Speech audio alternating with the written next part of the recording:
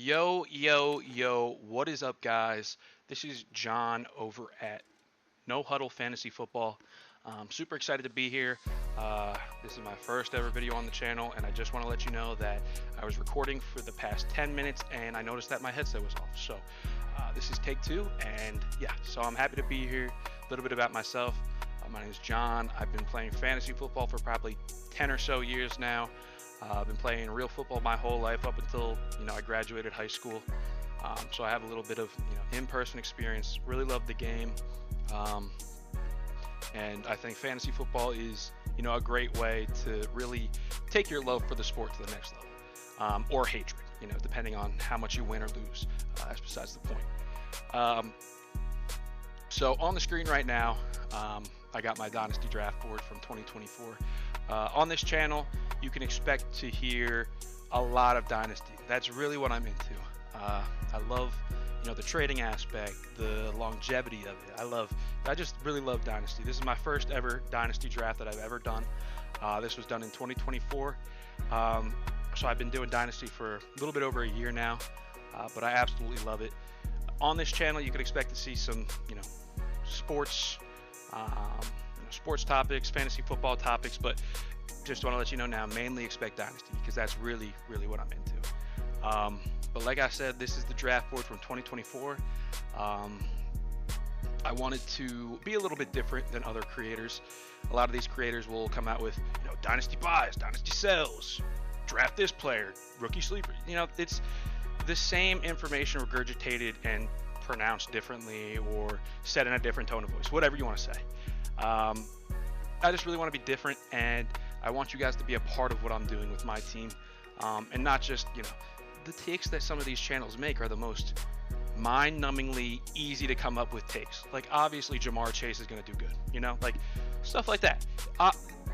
Everyone knows, and so what I want to do is really make you guys a part of this team. I'm going to do other videos and other topics and whatever, and I probably will come out with, Dynasty buys, Dynasty sells, videos like that, but I really want to show proof with my team by making you guys be a part of it, that I'm really, I'm not just saying stuff to pump out content.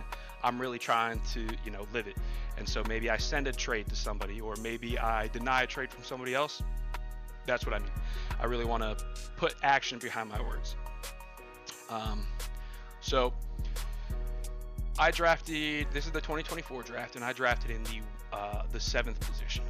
So I ended up with Hurts, Brown, London, Williams, DK Metcalf, Jared Goff, Rashee Rice, Coleman, Tony Pollard, Jalen Warren, Zach Moss, Michael Penix, Roman Wilson, Dubes, Parkinson, Curtis Samuel, Damian Pierce, Jonnu Smith, Wiley, Frank Gore, Tolbert, Dortch, Abenaka, I don't know how to pronounce his last name, and Kendrick Bourne.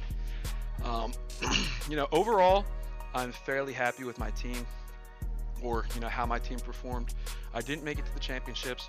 Quite frankly, I didn't even make it to the playoffs, but I'm going to explain that in a little bit, a little bit later on in the video.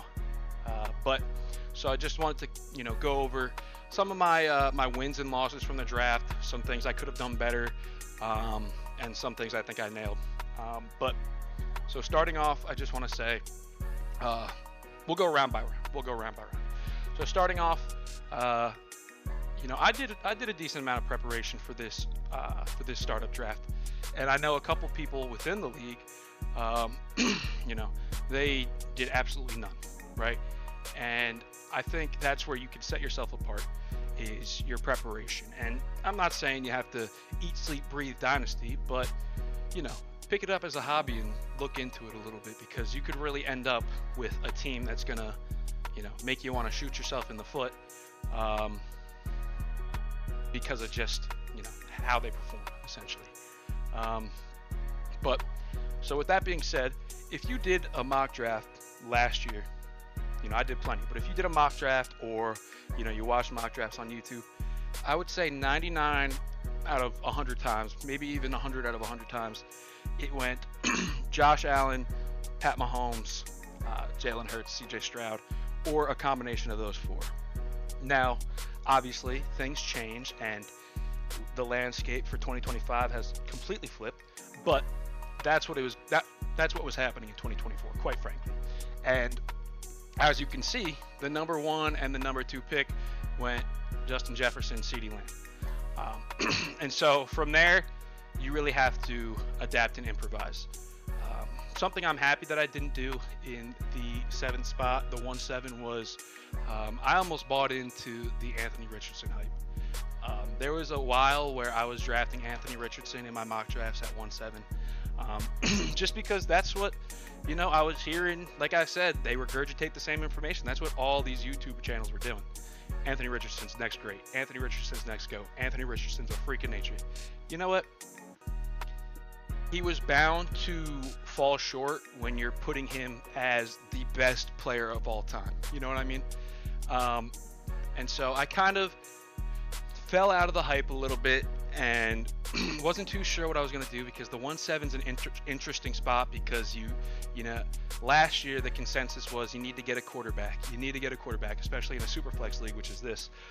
And so I switched from Anthony Richardson, and then I started watching the tape of Caleb Williams, and I was falling into the rookie hype with that. And so there was another world where I was drafting Caleb Williams at the 1-7, which, in hindsight, I would have been much more comfortable doing that, or much more happier with the outcome as Caleb Williams than I would have been for Anthony Richardson. But regardless, if I drafted either of them at the 1-7, I probably would have been disappointed. But with that being said, the first pick was Justin Jefferson, second pick was CeeDee Lamb. And so I saw that the cards were kind of falling in a different direction than I thought. And then we get to the 5th pick, which was Lamar Jackson, which in the mock drafts, if you guys remember correctly, that he was falling to the 7, sometimes even getting to the 111 or the 112. And so I really thought there was going to be a world where I have to draft Lamar Jackson or Joe Burrow, which, I would have been more than happy doing. But the cards fell to where,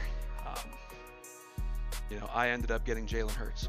And so when Lamar Jackson was took at the 5th pick, I knew I was either getting Mahomes or Jalen Hurts. And so I was just super, super happy. And so I think that's really where I drafted for value, like I said I was going to do. Jalen Hurts was by far the best, best available player, and so I took him.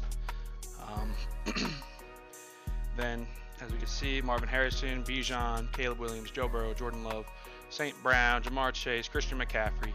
That's disappointing for Mario here, but it happens. It happens. Jaden Daniels, great pick. Honestly, there was no mock drafts I was doing where I was taking Jaden Daniels, and I think even at this point in time, this might have been a reach in terms of ADP, but turns out to be, one of the best players in the league. So great pick there. Here's the Anthony Richardson. I really thought I was going to have Jalen Hurts, Anthony Richardson, and I was going to be, so hyped because I was going to take him in the first round, but he ended up going right there. So had he dropped to me, I would have taken him right there. But here's AJ Brown. It's not a bad pick. He was going in the 2nd round. Now he's going within the 3rd round. So not a bad pick by any means. I got the stack between him and Hurts.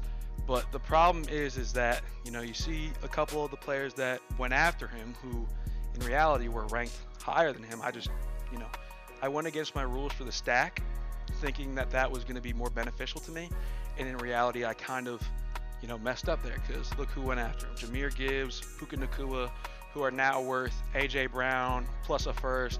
And then for Gibbs, you could probably get AJ Brown a 1st and even a little more.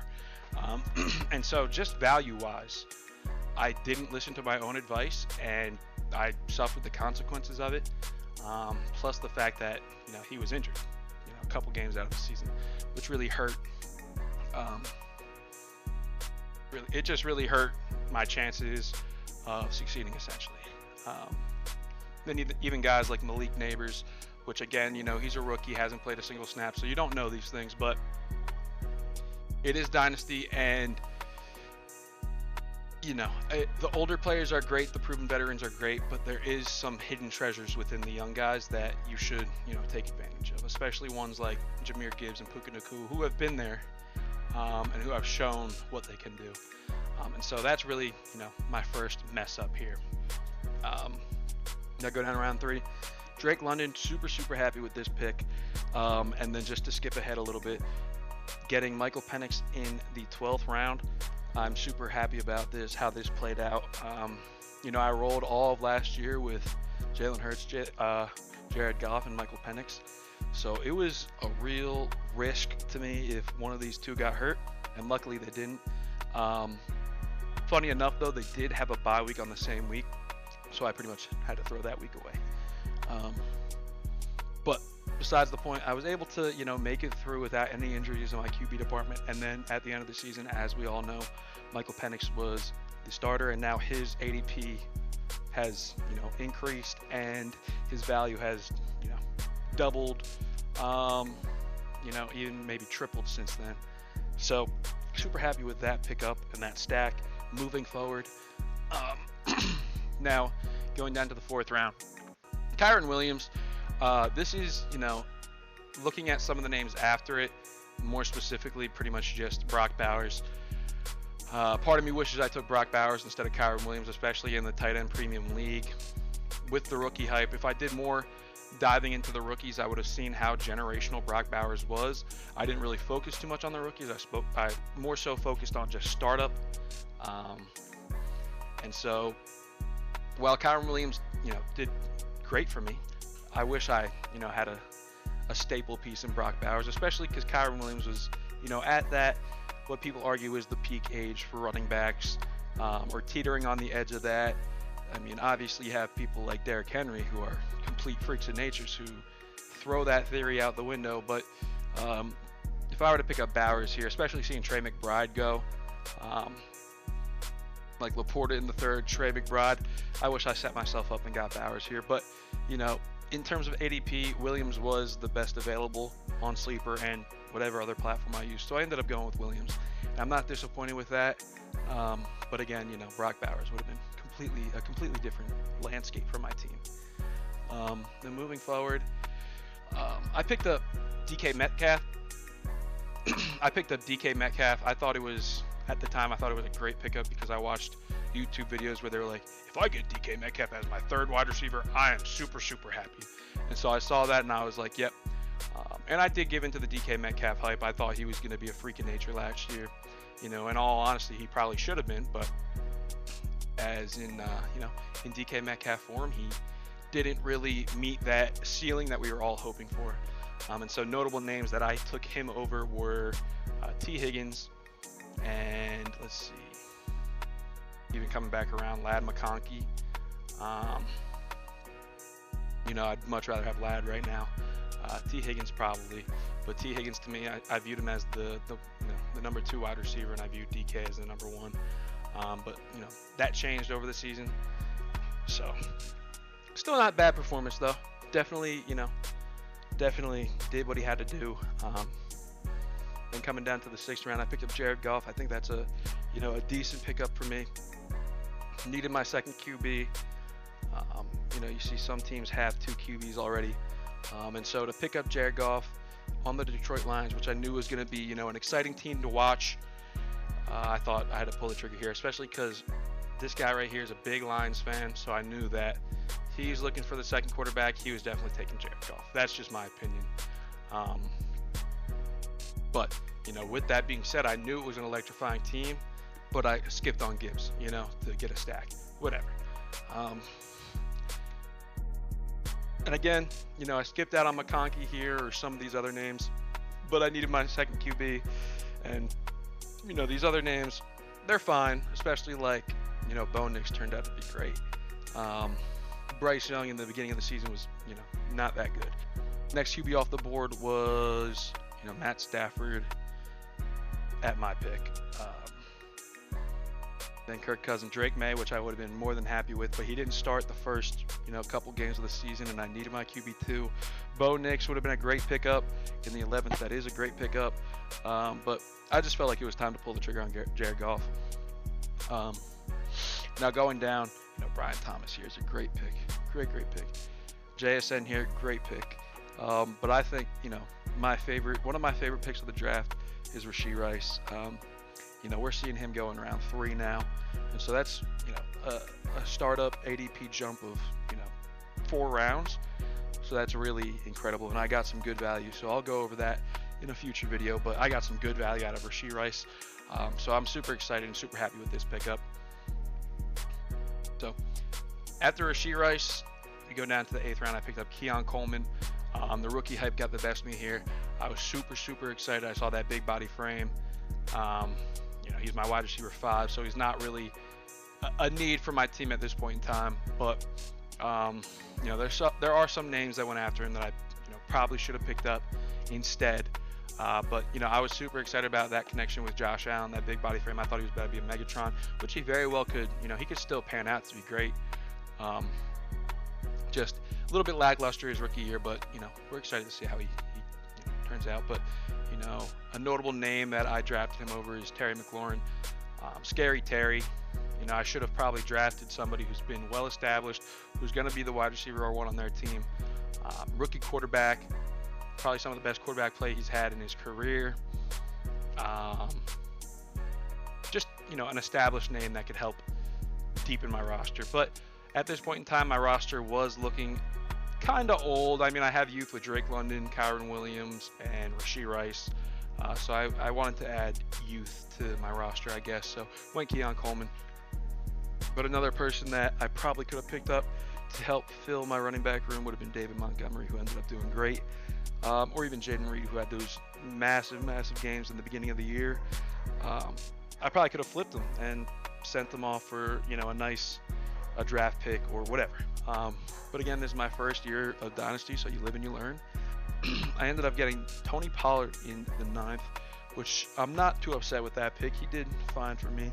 It was a fine running back too. Did what I asked, you know.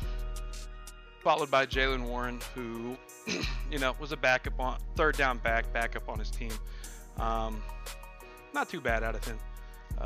Had some hype, you know, towards the end of the season, but ended up they drafted someone in the 2nd round. So, you know, still a backup in my eyes at least.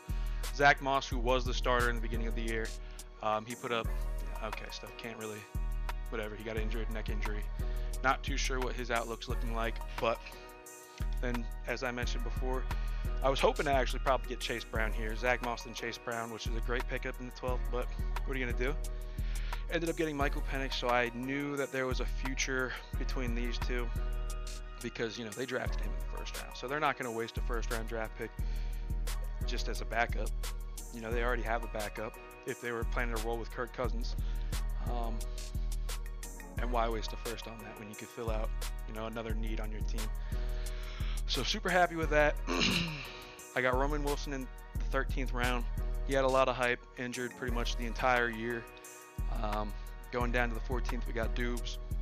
Fine. Nothing really to write home about.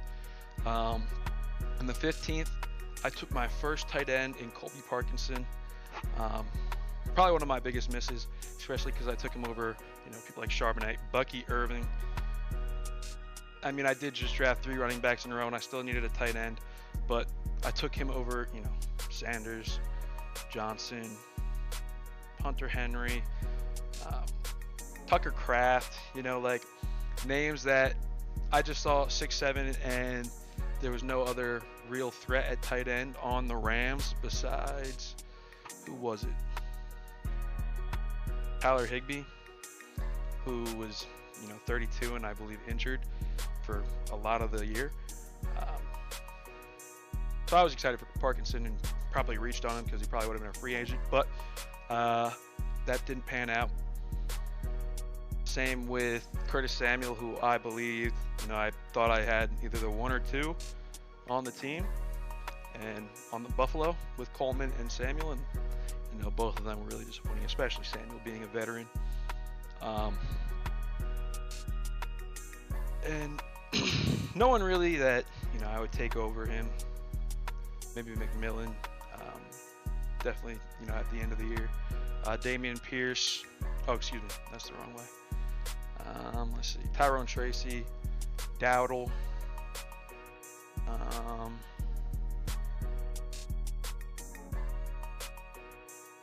that's pretty much, you know, Sam Darnold. Like, Sam Darnold would have been a great pickup here to have another quarterback, and he would have skyrocketed in value.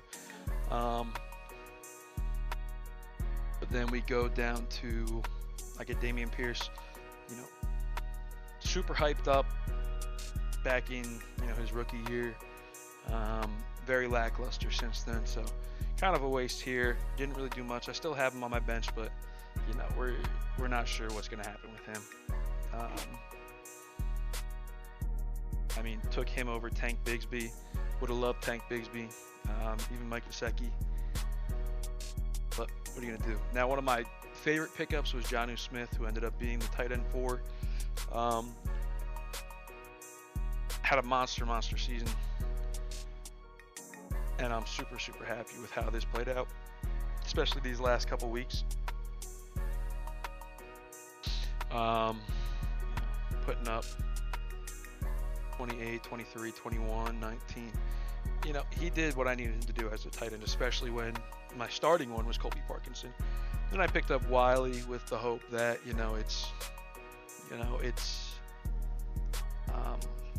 it's Dynasty, so this is who's going to fill in for Travis Kelce, and Travis Kelce's going to fall off. Whatever. Travis Kelce, wheels are still moving on him. Frank Gore, all name hype. He's not even, he's still on practice squad, I think. Tolbert he was a fine wide receiver 2 on the Cowboys, but now they brought Pickens in, so he's on, the verge of being cut, to be honest. Greg Dortch, he's been cut, but he had a good week 18 or something. I don't know. Israel Abacadabra,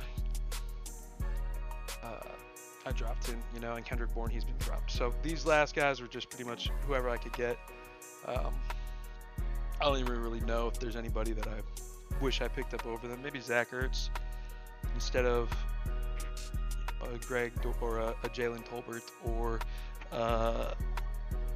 Greg Dortch or whatever. Anybody else? Miles Sanders, not bad now, but whatever. No, nothing too much, but so again, strengths, Jalen Hurts, Drake London with the Michael Penix now. Rashee Rice was great. And now I want to show you how the season played out. And so let's see if I can get out of here.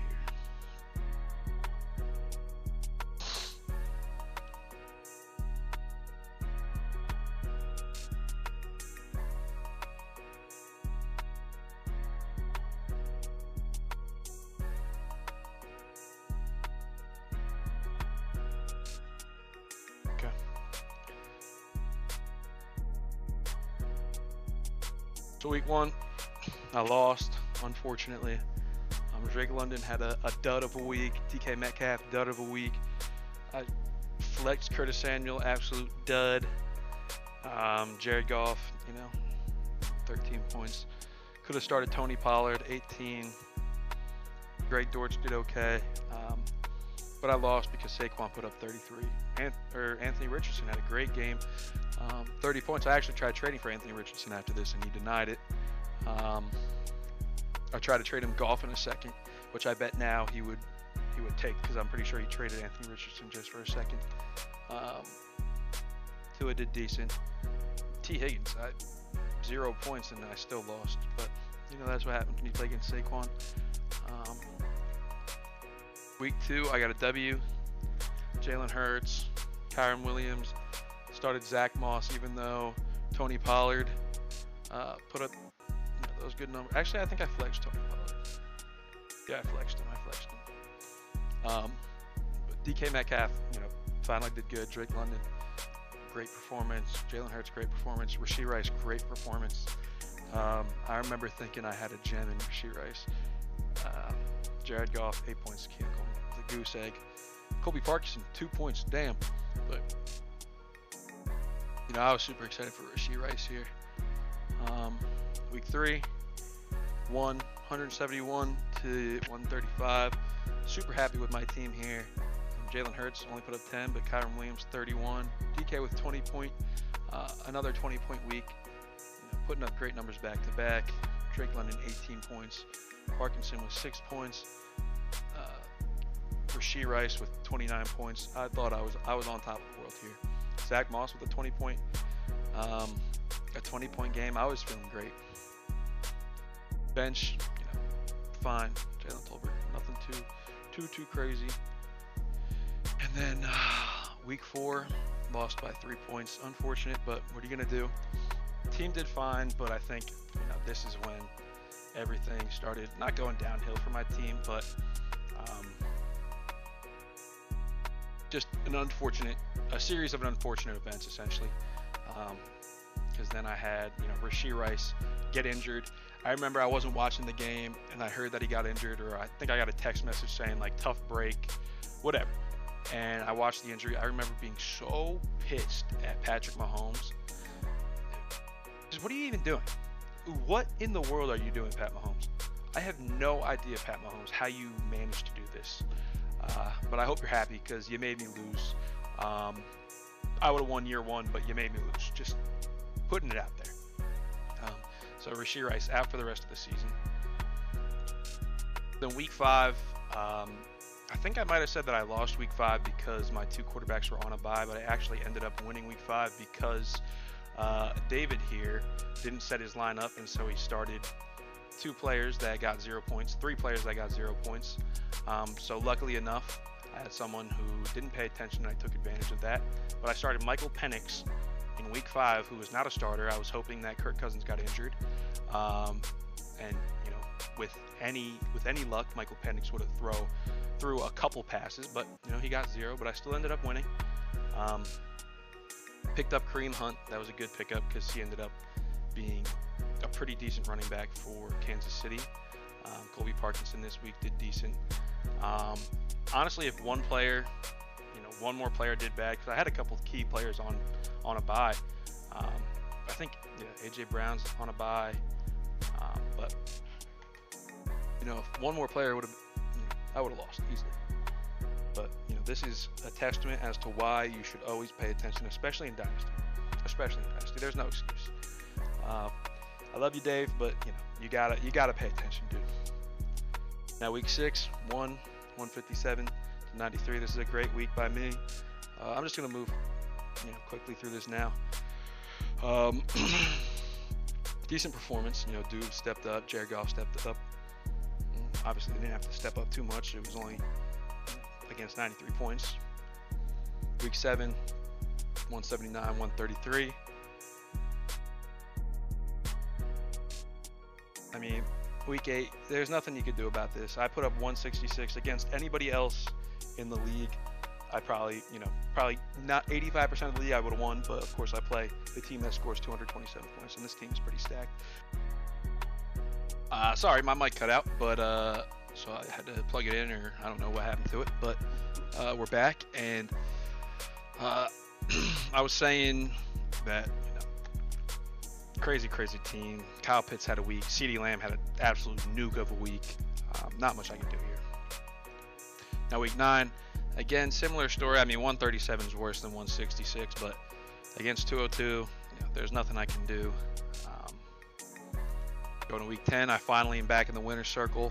136 to 122. Week 11, 149 to 160. Closer than a couple of the other games we just saw, but still lost by 11. Week 12, back to the same old song and dance. 145 to 195. Not much I can do. Same thing. Week 13, 146 to 207. I can't do this. I can't do nothing. Week 14, finally, again, got another W. In week 15, I think playoffs started. This is the losers bracket. I didn't make playoffs, unfortunately. But W, loss, and just championship round. So I didn't, I wasn't in the championship for the losers. But it doesn't really matter because, didn't win, didn't make it to playoffs. Doesn't matter.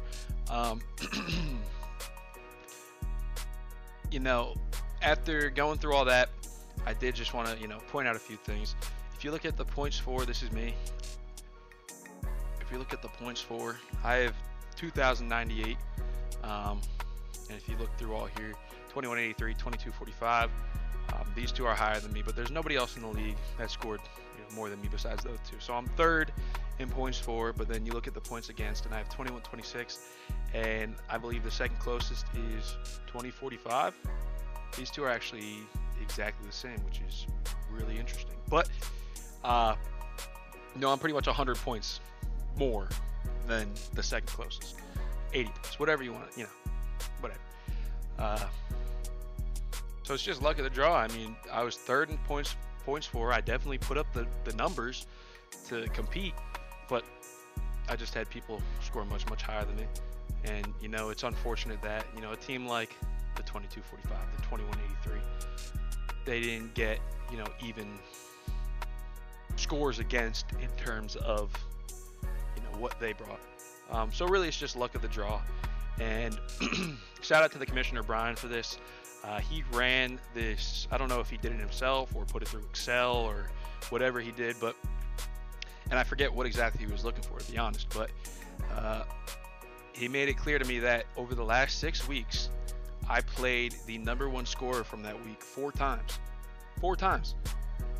I'm sitting there in disbelief because I'm like, isn't that like statistically improbable to happen? Like, isn't that like a 1 in 1,000, 2,000, some crazy shit like that chance? Like, that's what I'm thinking. But I'm not going to sit here and cry. I'm not going to sit here and say I should have won, whatever. It's fantasy football, it's dynasty football. That's the way the cookie crumbles. I'm just going to do what I have to do and just get ready for next year. Forgot to mention this before, so I'm just going to throw it in there. I was also above the 50% threshold within that week. So I was within the top 50% of scorers that week, for all those weeks, essentially. But I just played the number one scorer. So had I played 50% of the league in the matchup that week, I would have won, and my record would have been different, and it wouldn't have been 7-7, and I would have likely made playoffs. And who knows what happened from there, or what would have happened from there. But just wanted to add that little tidbit and factoid. But yeah. So with that being said, shout out to Jake P-Nice. He won, one of my good friends from college. So shout out him. Well deserved, and yeah, I'm excited for next season for sure. But so that is all I have for you guys today. This was part 1. In part 2, I'm going to go over the trades I've made over the past year, or excuse me, the off season and whatever, up until this point. And I'm gonna go through each one, and then we're gonna look at my team now and kind of my my plans for the future. But again, this is John from No Huddle Fantasy Football. I'm happy that you could join me, and I hope you enjoyed, and I will talk to you in the next one. Peace.